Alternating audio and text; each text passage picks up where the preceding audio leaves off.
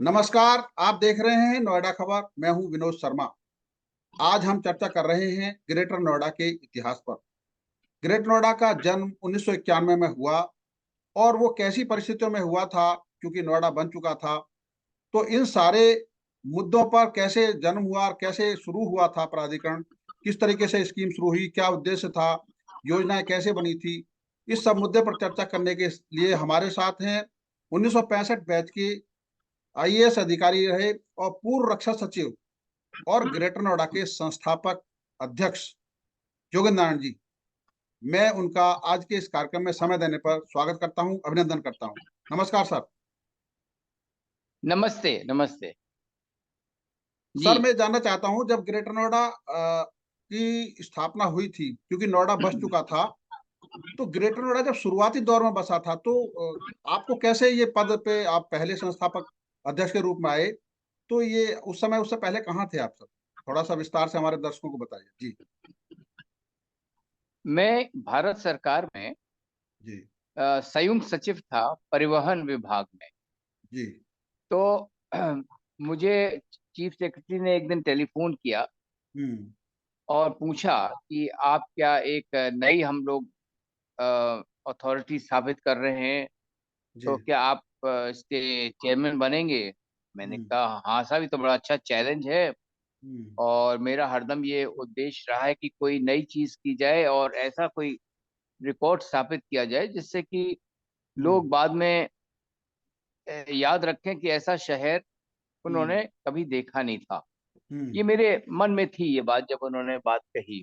जी, जी, जी, तो जी। ख़ैर मेरी नियुक्ति हो गई और हुँ, मैंने ग्रेटर नोएडा के हुँ, चेयरमैन के पद पर मैं नियुक्त हो गया। हुँ, ना उस समय ऑफ़िस था, ना कुर्सी थी, ना चपरासी था, ना मेज़ थी, ना हुँ। कागज़ था, ना पीए था। जी, जी, जी। हुँ, पर हमारे चेयरमैन नोएडा थे, हेमेंत हुँ, कुमार जी, बहुत अच्छे अ, अधिकारी थे हुँ, और उन्होंने मुझे पूरी मदद की और हुँ, उन्होंने कहा कि देखिए, आपका कार्यालय तो नहीं है, आप मेरे ऑफ़िस में ये जो बगल में सोफ़ा सेट पड़ा हुँ। है, जी, जी, इसमें जी। बैठ जाइए। हाँ। और उन्होंने एक टेलीफ़ोन लाइन भी दे दी हुँ, और एक पीए दे दिया मुझे। हुँ, तो ऐसे स्थापना हुई। मेरे हुँ, पास कोई इंजीनियर भी नहीं था, पर उन्होंने एक इंजीनियर दिया हुँ, और फिर हम लोगों ने प्लानिंग शुरू करी। हुँ। अब क्योंकि मेरे मन में ये था कि ये शहर ऐसा होना चाहिए जी। कि भारत का सबसे विकसित हुँ। और मॉडर्न शहर होना, आधुनिक शहर होना चाहिए। जी, जी, जी। तो मैंने सोचा कि इसकी जो प्लानिंग करें, हाँ, कोई राष्ट्रीय स्तर के हाँ। ऑर्गेनाइज़ेशन हो, जो आर्किटेक्चर और डिज़ाइनिंग, जी। मैपिंग कर सके। तो मैं दिल्ली गया हुँ, और मैंने वहाँ के हुँ। रिबेरो थे, वहाँ जी। के school of planning and architecture Delhi के। जी, जी। मैंने कहा मेरे मन में ये है कि एक ऐसा नया शहर बनाया जाए जो कि हुँ, हुँ, सबसे ज़्यादा विकसित हो और सबसे हुँ, आधुनिक हो और हुँ। इसमें सब सुविधाएँ हों। जी। तो उन्होंने ग्रेटर नोएडा का नक्शा बना के एक हुँ, प्रस्ताव भेजा मुझे हुँ। और आपको ताज्जुब होगा कि उन्होंने सिर्फ़ 5 लाख रुपए में जी। उसकी पूरी डिज़ाइनिंग और प्लानिंग कर दी। अच्छा। फिर जब हाँ, 5 लाख में। तो फिर हुँ, हम लोग यहाँ लग गए। ख़ैर हुँ।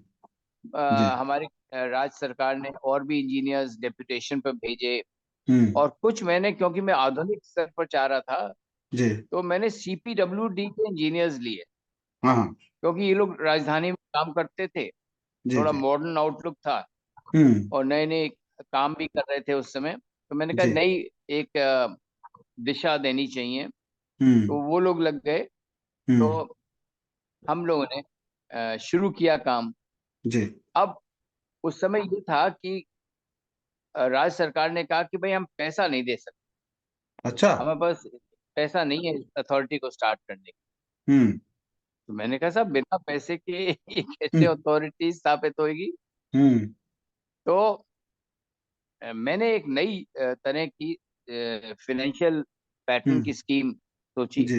हुँ, मैंने कहा कि ठीक है, तो मैंने एक पहला सेक्टर जिसका नाम मैंने अल्फा रखा, जी जी। उसकी जमीन मैंने अधिग्रहित की। हम्म अब पैसा देना था अधिग्रहण का, हम्म तो मैंने चेयरमैन ऑफ रेवेन्यू हम्म के पास गया। हम्म मैंने कहा सब कि अगर हम बैंक से कोई पैसा ऋण जी ले लेते हैं, जी। तो आप उसकी गारंटी दे देंगे कि हम्म बैंक गारंटी, मैं तब तक मेरे पास पैसा आ जाएगा। बस सिर्फ बैंक वाले कह रहे हैं, वो ओरिएंटल बैंक ऑफ कॉमर्स था उस समय, हम्म हम्म वो तैयार थे इसके लिए, जी। जो अधिकृत भूमि है उसका मुआवजा देने के लिए जो इतने धनराशि थी। हम्म तो वो सहगल साहब बहुत ही हम्म अच्छे व्यक्ति थे। हम्म अपने टेनिस खेल रहे थे, उन्होंने कहा हाँ युगेंद्र हम दे देंगे। हम्म यानी कि ये पहला केस था जो अधिकृत जमीन का मुआवजा हम्म राज्य सरकार की सिर्फ बैंक गारंटी पर हम्म और बैंक से लोन लेकर, हम्म ओरिएंटल बैंक ऑफ कॉमर्स से लोन लेकर मुआवजा का हमने मुआवजा दिया। हम्म और हमने फिर कहा कि भाई ये पैसा कहाँ से आएगा, बैंक ने कहा।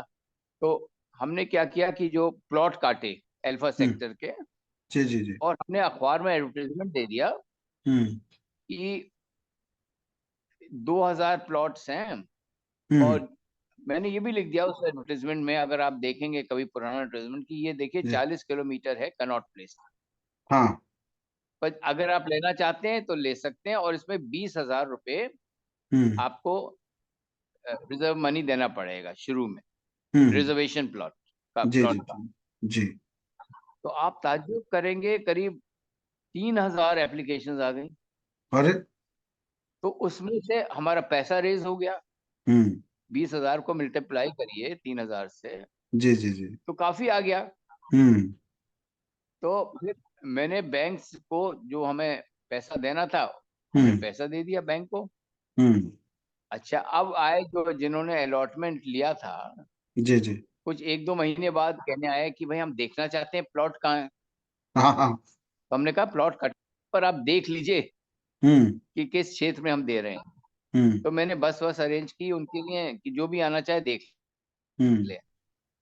तो वो उसमें आ गए, काफी लोग आए, देखा, कहने लगे हम्म अरे ये तो खेत है, हम्म इसमें कैसे हम लोग आएंगे। हमने हम्म कहा ये तो शुरू बात है, आप आपने अलॉटमेंट चाहा है, हमने दे दिया है, पर अगर हम्म आप वापस भी लेना चाहते हैं आप ले लीजिए, हम्म क्योंकि हम आपका कोई पैसा नहीं काटेंगे, हम्म। जो रिजर्व मनी था भेजा है जी जी जी। हम नहीं काटेंगे।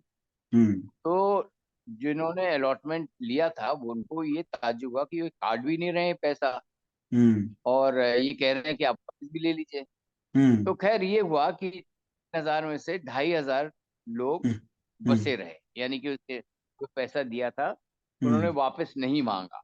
जी। तो इस तरह से हमारा फाइनेंशियल पैटर्न बना। हम्म फिर मैं गया, क्योंकि मैं नोएडा में देख चुका था कि बड़े झगड़े चलते थे काश्तकारों के बीच में और जी। प्राधिकरण के बीच में। हम्म तो मैंने ये निश्चय किया कि मैं हर एक पंचायत में जाऊंगा हम्म और प्रधान जी से बात करूंगा, और वहाँ के जो जी। अ, प्रमुख लोग हैं उनसे बात करूंगा कि हम्म आप हमारी मदद करिए स्थापित करने के लिए अथॉरिटी। हम्म तो मैं काफी 9-10 पंचायतों में गया, सरपंचों से मिला, प्रधानों से मिला, जी और जी। पूरी मैंने योजना बताई कि ऐसा ऐसा है, इंडस्ट्री हम्म लगेगी और घर के प्लॉट्स भी दिए जाएंगे, हम्म और मैं आपका सहयोग चाहता हूँ। हम्म तो उन्होंने कहा कि भाई देखिए साहब, जमीन तो हम खैर आप अधिकृत करेंगे तो आप जरूर ले लीजिए, पर हम हम्म चाहते हैं कि हमारे बच्चों के लिए नौकरियां दे दी।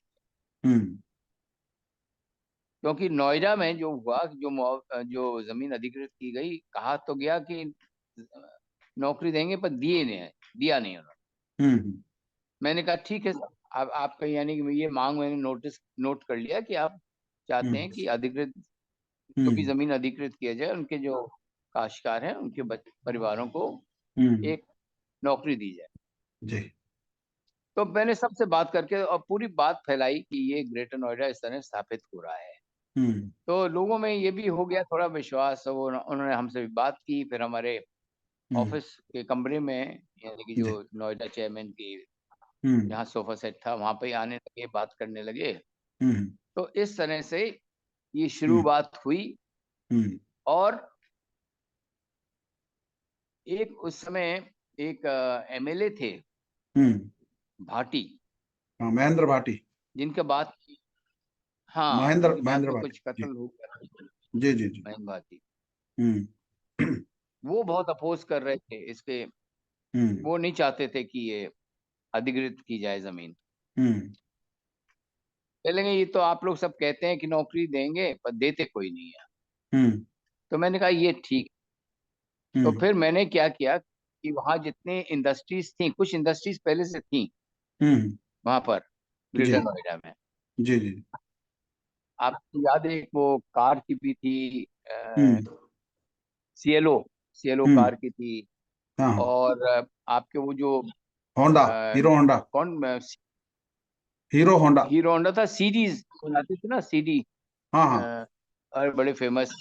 जी जी जी। तो टी वो भी थे, सीरीज था। एनीवे। हाँ जी जी। हाँ, टी सीरीज। हाँ। जी जी जी। तो फिर मैंने उनसे कहा कि एक दिन बुला के कि साहब देखिए, ऐसा है कि ये नई अथॉरिटी स्थापित हो रही है हम्म। और हम चाहते हैं कि आप यहाँ लोगों को रोजगार दें। हम्म। उन्होंने कहा ठीक है, हम मदद करेंगे। तो हमने हम्म। एक दिन हम्म। रोजगार मेला शुरू किया। अच्छा। टेंट्स लगा दिए, हम्म। टेंट्स लगा दिए, और ये कहा कि जो हाई स्कूल पास हैं इस टेंट में रहेंगे, जो इंटरमीडिएट पास हैं इस टेंट में रहेंगे, हम्म। जो आईटीआई कर चुके हैं उस टेंट में रहेंगे, कोई आपकी स्पेशलाइज ट्रेनिंग किसी हम्म। ने ली हो हम्म। वो इस टेंट में रहेंगे। तो मैंने हम्म। इन इंडस्ट्रीज के साथ घूम घूम के हर टेंट में जी। उनके साथ घूमा। उन्होंने लोगों से डायरेक्टली बात की, जो बच्चे आ गए थे। हम्म। उस दिन क्या हुआ कि सब लोग जी। को नौकरी दे दी गई। हम्म। तो थोड़ा सा विश्वास सा पैदा हो गया लोगों में जी। कि जो मैं कह रहा हूँ सही है, हम्म। और मैं पूरी पूरी बात की जी। जो गारंटी दे रहा हूँ करता हूँ। हम्म। तो इस तरह से नौकरी मिल गई उन लोगों को। जी जी। फिर मैं ऑफिस आया तो मुझे बड़ा ताज्जुब हुआ, वो भाटी साहब फिर आए, महेंद्र हम्म। भाटी, हाँ जी। और हाथ जोड़ के खड़े हो गए और कहने लगे कि अब मुझे विश्वास हो गया है कि हम्म। ग्रेटर नोएडा हम्म। अच्छा, फायदेमंद होगा हमारे काश्तकारों के लिए, और जी। मैं आपको पूरा सहयोग दूंगा इसमें। हम्म। तो ये हम्म। बहुत बड़ा परिवर्तन हो गया। वहाँ के जो लोकल यानी कि लीडर थे, ये एमएलए, जी जी जी। जब उन्होंने ही कह दिया कि सब सहयोग देंगे तो हमारा थोड़ा काम आसान हो गया। हम्म। तो मैंने ये महसूस किया कि अगर आप विश्वास जी। पैदा कर लेंगे हम्म। अपने कार्यशैली से, जी। तो लोग चाहते हैं कि विकास हो, इलाके का हम्म। विकास हो, जानते हैं कि अगर वो लोग आएंगे कभी हम्म। ना कभी उनको नौकरी भी मिलेगी, ट्रेनिंग भी हम्म। दी जाएगी। हम्म। और फिर मैंने आईटीआई भी स्थापित करवाए। जी जी। एक और पहले से था, एक और उसी हम्म। उसी में और भी हम्म। ट्रेनिंग प्रोग्राम शुरू करवा दिए, जो कि जी जी। वहाँ के उद्योगों के लिए चाहिए था। हम्म। तो उसमें भी काफी लोग ट्रेंड हो गए।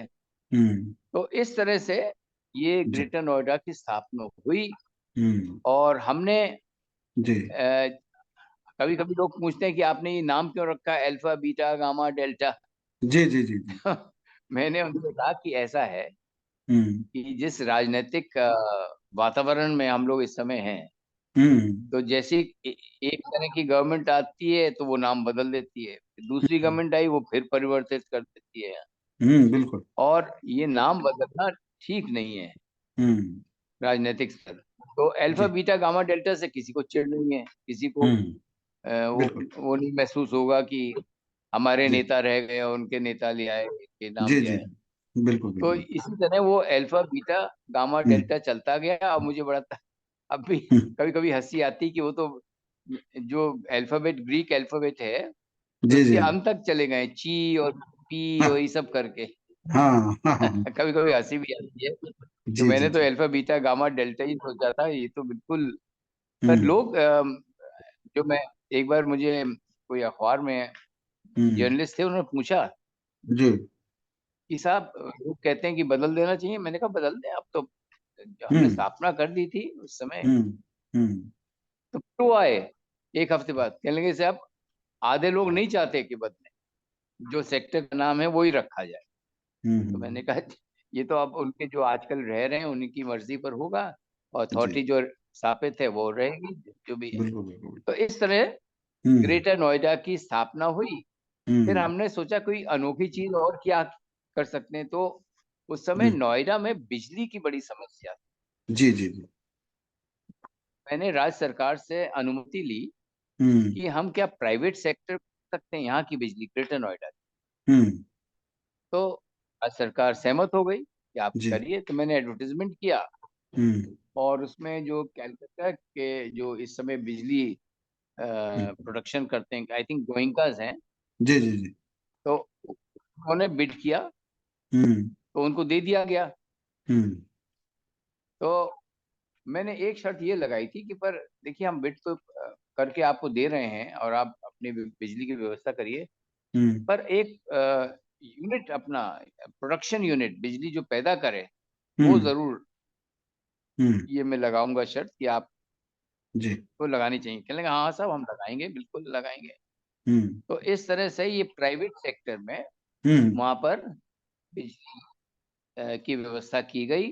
हम्म और लोगों को जिससे जो फीडबैक अब भी मिलता है कि साहब बहुत ही प्रॉम्प्ट हैं वो लोग, जी जी। प्राइवेट सेक्टर वाले। कुछ भी आप खराबी हम्म बताइए तो तुरंत पहुंच जाते हैं, ठीक भी कर देते हम्म हैं। बिल्कुल तो बिल्कुल। इस तरह से एक ये भी बात हो गई। फिर जब मैं जी पहली बार ग्रेटर नोएडा गया था, जी जी। तो इतनी पतली सड़कें थी सूरजपुर से कासना और ये सब, कि हम्म अगर हमारी गाड़ी जा रही तो दूसरी गाड़ी जो उधर से आ रही उसको उतरना पड़ता था, हम्म या उधर से गाड़ी कोई ट्रक आ रही तो मेरी गाड़ी को उतरना पड़ता था। सिंगल रोड थी। तो सबसे पहले हम बहुत संकीर्ण थी, बहुत संकीर्ण। जी जी जी। आपने शायद देखा नहीं होगा, वो समय बहुत ही पतली सड़कें थी। जी जी तो मैंने जो एक्वायर किया सबसे पहले जी जी। जमीन, हाँ हाँ। उसमें मैंने व्यवस्था रखी 6 लेन की, अच्छा। कि 6 लेन रोड्स बनाएंगे। हम्म तो लोग आए भी, क्योंकि जमीन जब अधिग्रहित होने लगी 6 लेन के लिए, कि क्या जरूरत है साहब, हम्म यहाँ तो 2 लेन लेन पर्याप्त हैं। मैंने कहा हम्म जब उद्योग लगेंगे तो यहाँ सड़कें हम्म पर ट्रक्स चलेंगी, बसेस चलेंगी। हम्म, उस समय आपको महसूस हुआ कि हम लोगों ने प्लानिंग क्यों नहीं की। बिल्कुल। मैंने कहा ठीक है, इस समय हम 4 लेन बनाएंगे, पर हम छह हम्म लेन की व्यवस्था रखेंगे। हम्म जैसी मांग आई तो हमारे हमारे पास जमीन है, हम चौड़ा कर सकते जी जी। हैं। तो इस तरह की फिर हमने, और school of planning and architecture ने फिर अपना वो लैंडस्केपिंग की भी व्यवस्था करी। और हम्म मैंने एक चीज जरूर, जी क्योंकि मैं नोएडा के निवासियों से बात करता था, नोएडा के अथॉरिटी से बात करता था, तो ये जो थी कि अ, जब भी कोई रोड, जैसे हम्म बिजली का तार है, हाँ हाँ। इधर से उधर जाना है या पाइप जी जानी है, जी तो जी। रोड काटी जाती थी। हम्म तो हम लोगों ने प्लानिंग में ये रखा दो चीज। जी। एक तो अंडरग्राउंड वायरिंग होगी पूरी बिजली, हम्म अंडरग्राउंड, जी। जिससे कि ये आंधी तूफान से ही इफेक्ट ना हो। और हम्म दूसरा, हर एक सड़क के नीचे हम्म जगह जगह पर हमने ह्यूम पाइप डाल दिए, हम्म कि अगर कोई तार निकालना हो, टेलीफोन का तार निकालना हो, कंप्यूटर वाले कुछ हम्म तार निकालना चाहें, जी। मोबाइल के हों, तो हम्म रोड ना काटें, नीचे ही नीचे ह्यूम पाइप के थ्रू ले जाएं। हम्म वो भी उसकी भी व्यवस्था की गई। जी इनफैक्ट मुझे याद है, जी। एक चेयरमैन ग्रेटर नोएडा थे रवि माथुर, उन्होंने मुझे टेलीफोन किया हम्म लखनऊ में, जी। कि साहब बड़ा महंगा पड़ रहा है अंडरग्राउंड, हम्म और दिक्कत हो रही है कि पैसे की। मैंने कहा देखो, अगर तुम नया शहर बसा रहे हो तो उसमें हम्म नई तरह की व्यवस्था करो, बिल्कुल।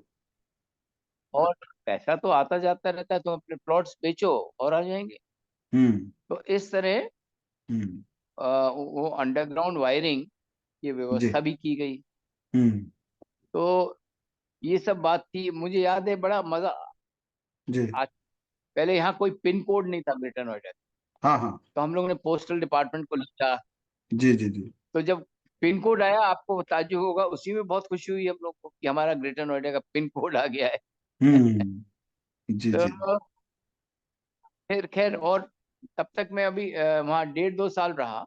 जी जी जी। शुरू में हम्म मेरा ट्रांसफर हो गया था, जी जी। मैं कहीं और पोस्टिंग हो गई हम्म थी, और भी जी अधिकारी आए, जी और हमारे बाद नृपेंद्र मिश्रा जी आए, हम्म उन्होंने भी बहुत अच्छा काम किया। जी जी फिर ब्रजेश कुमार आए, हम्म रवि माथुर आए, जी रवींद्र माथुर आए, सबने हम्म अपना अपना योगदान दिया जी और इस तरह इंफ्रास्ट्रक्चर डेवलपमेंट हुआ। और फिर उद्योग, जब उन्होंने देखा चौड़ी सड़कें हैं, बिजली की व्यवस्था है, तो उद्योग भी आने लगे। जी जी। तो तो मैं ये जानना चाहता हूँ सर, उस समय सबसे हम पहले लोगों ने, जब जब पहली बार आप जैसे पदभार संभाला था आपने, जमीन आपके पास थी नहीं, दफ्तर था नहीं, तो पहले दिन जब आप निकले ग्रेटर नोएडा के लिए, तो कैसे रास्ते से निकले और उस दिन का अनुभव क्या रहा पहले दिन का? हम तो दिल्ली से सीधे आए, क्योंकि मैं भारती नगर में रहता था दिल्ली में। जी जी जी। और नोएडा में तो कोई घर मिला नहीं था तब तक। हाँ हाँ। जी। तो मैं सीधे दिल्ली से आया, उनके नोएडा अथॉरिटी के ऑफिस में गया, हम्म। उनसे बात की श्री हेमंत कुमार जी से। जी जी। फिर मैंने कहा कि अपने को एक इंजीनियर दे दीजिए, जरा बता दें कहाँ कहाँ कौन सा क्षेत्र है हमारा ग्रेटर नोएडा का। हम्म वो एक इंजीनियर साहब हमारे साथ चले गए। हम्म। उसी जो पतली सड़कें थी नोएडा से ग्रेटर नोएडा कनेक्ट करती, उन्होंने पूरा दिखाया, कासना तक दिखाया। जी एशियन जी। पेंट्स के वहाँ ऑफिस हम्म था, इंडस्ट्री थी। हम्म। सूरजपुर, उससे जी। आगे भी ले गए। हम्म हम्म तो इस तरह हम हम्म गए। हम्म। गाड़ी उन्होंने दे दी थी हमें, हेमंत कुमार जी ने सब जी। मदद की हमारी। हम्म। हम बहुत आभारी हैं उनके। जी। तो अब नोएडा तो से ग्रेट नोएडा के इस बीच में तरह शायद वहाँ चुंगी चले। लगती थी सर, टोल पुलिस वहां पे। हाँ, ऐसा हुआ। जी जी। हाँ, चुंगी लगती थी।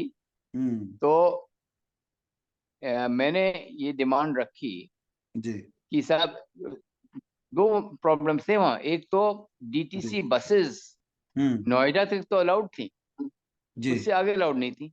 हम्म और दूसरा ये था कि जो ट्रक्स आती थी उन पर चुंगी लगती थी ग्रेटर हम्म नोएडा के बॉर्डर पर।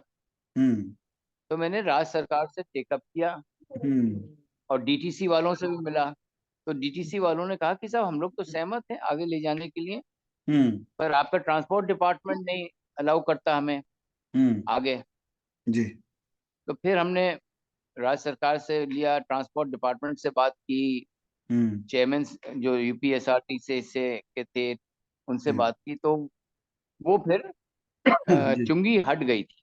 हम्म और इस बीच में जब मैं वहाँ था, एक चीज हाँ मैं बताना चाह रहा था, जो चुंगी की बात की, जी कि मैं 1900 1992 में, जी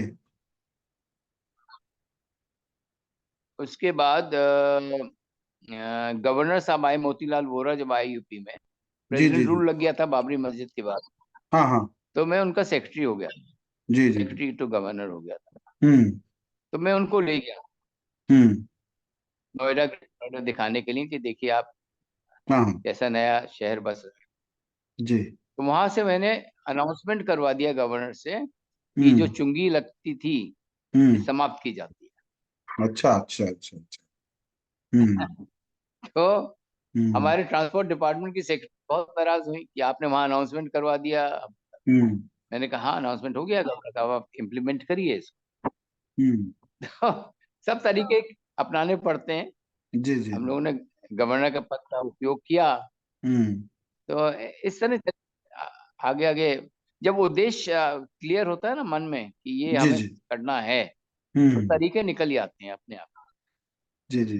आपने जब तो इस स्कीम तरह बनाई से, थी सर, ये रेजिडेंशियल की लोगों के, क्योंकि वहाँ रह रहे थे जो इंडस्ट्री आ रहे हैं या जो रह रहे हैं वर्कर रह रहे हैं, उनके लिए भी आपने आवासीय स्कीम घोषित की थी उस समय लोगों के हिसाब से? जी, उसमें शायद रिजर्वेशन भी था किसानों ये का। सही है। जी क्योंकि ये हम लोगों ने महसूस किया कि जब उद्योग आएंगे तो जो काम करेंगे जी। उद्योग में, उनके लिए भी तो जमीन चाहिए। हम्म। तो हम लोगों ने अलग एक सेक्टर बनाया था इन लोगों के लिए, अच्छा। कि यहाँ पर जो स्किल्ड वर्कर्स हैं या मजदूर हैं, जी जी जी। वो यहाँ पर रहेंगे। हम्म। तो अब वो उसके बाद कुछ झगड़े भी चले कि रेट्स पर या क्या, जी कि जी। कितना जमीन किस रेट पर दिया जाए। पर हल्के हल्के मामले सुलझ गए। इंडस्ट्री वाले भी, जब इंडस्ट्रीज आने लगी, उन्होंने भी प्रेस किया अथॉरिटी को, जो जी जी मेरे बाद में आए, कि साहब हम्म मजदूरों के लिए जमीन तो देनी पड़ेगी कहीं ना कहीं। जी जी जी तो मेरा मतलब ये है कि इसी बहुत सारी, जब आप नई चीज शुरू करते हैं, बहुत सी समस्याएं जो हम्म आप सोचते भी नहीं है कि जी आएंगी, ऐसी समस्याएं वो भी आई। हम्म फिर जब ये भी हुआ कि जब मैं अधिकृत कर रहा था, लोगों ने कहा कि साहब हमारी तो जमीन चली जाएगी, तो हमारे लिए कुछ हम्म रहने को भी तो होना चाहिए, जी जी जी पैसा तो मिल जाएगा पर रहेंगे कहाँ।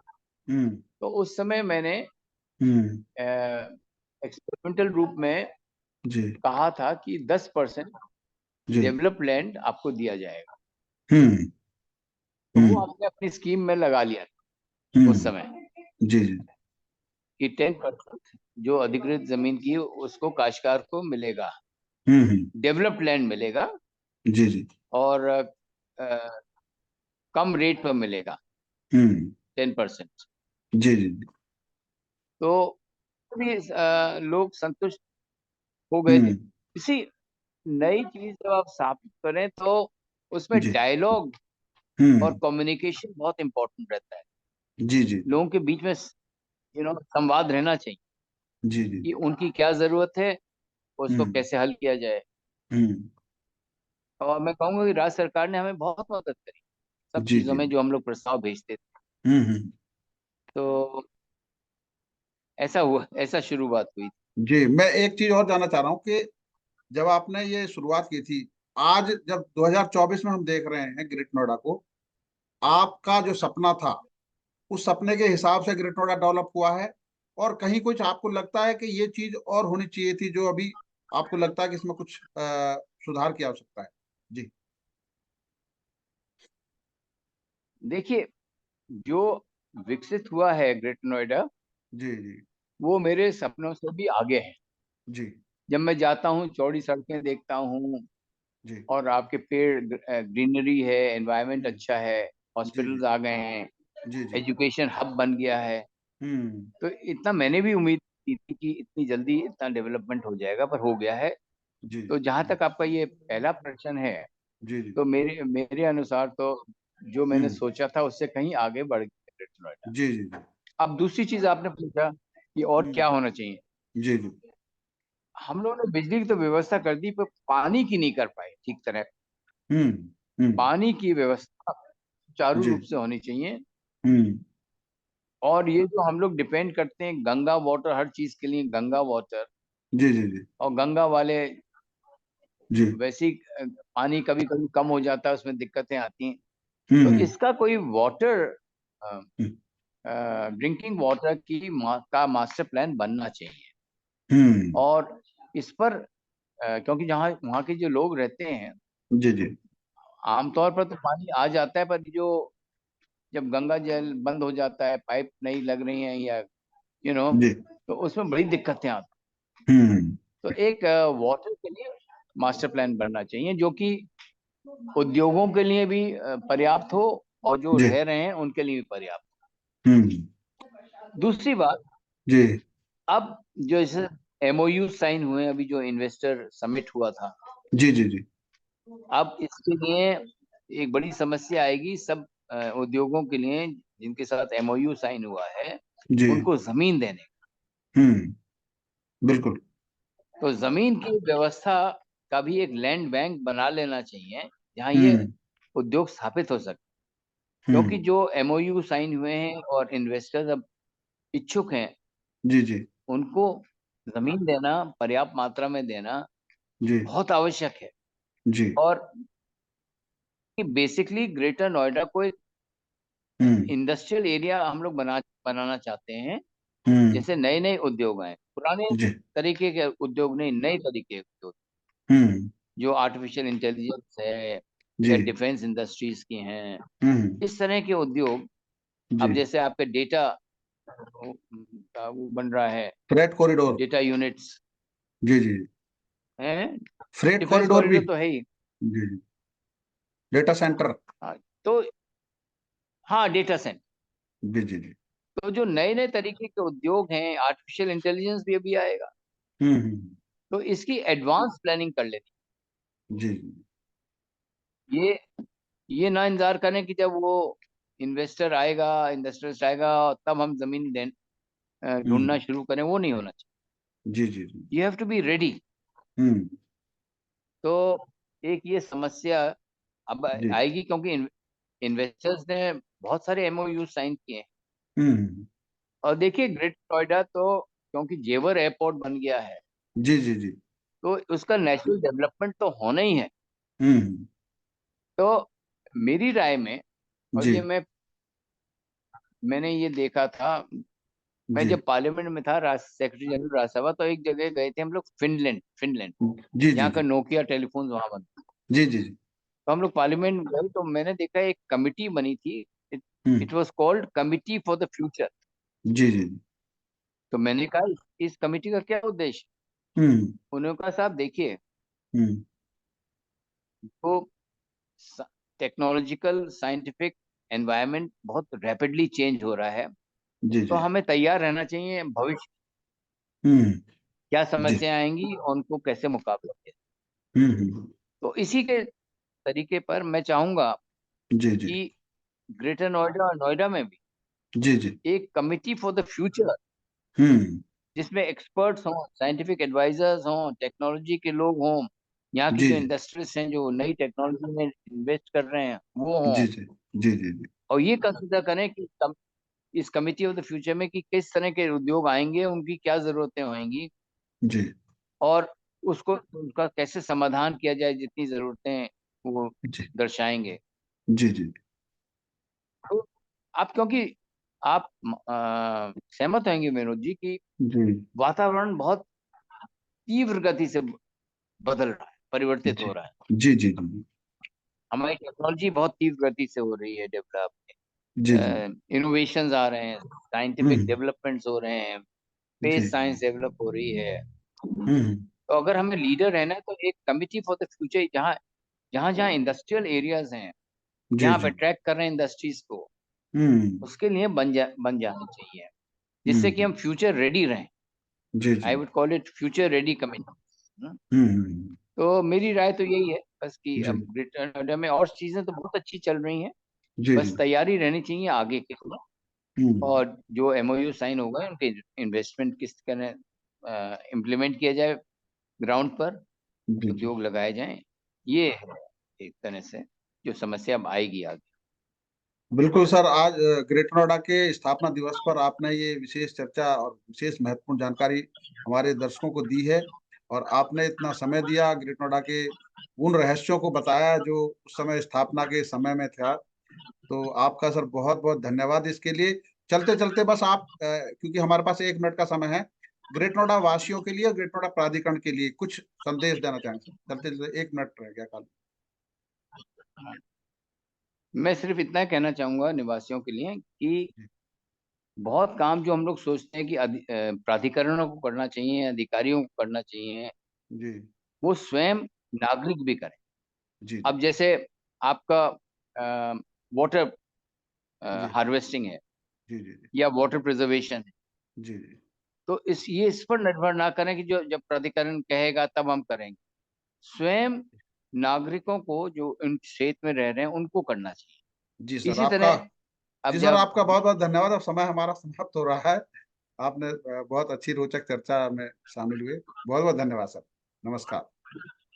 नमस्ते। जी सर।